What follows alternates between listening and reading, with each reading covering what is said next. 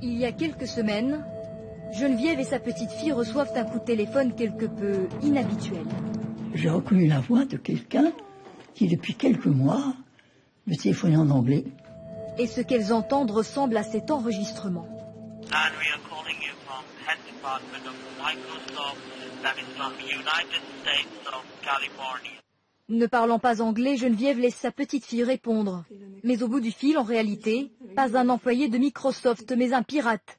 L'homme leur fait croire que l'ordinateur familial aurait besoin d'une intervention urgente. Alors comme je ne m'y connais pas tellement en informatique et qu'il a l'air de bien s'y connaître, je lui ai fait confiance et je lui ai dit bon d'accord, et puis il m'a dit par contre pour régler ce problème il faudrait que je prenne le contrôle de l'ordinateur. Comme je sais que ça peut être dangereux quand même, j'ai un peu hésité mais au final j'ai laissé faire. Et c'est guidé par son interlocuteur que Brigitte installe le logiciel qui permet aux pirates de prendre le contrôle de la machine. Il en profite pour changer tous les mots de passe et bloquer l'ordinateur.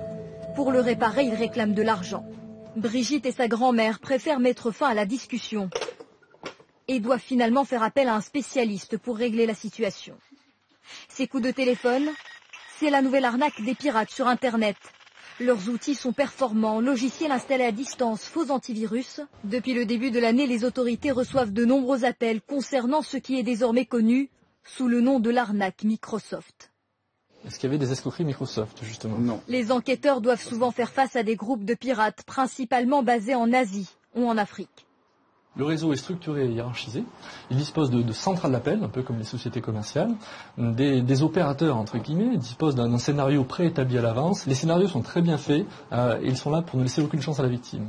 De son côté, Microsoft dénonce cette arnaque et conseille à ses utilisateurs de toujours se méfier.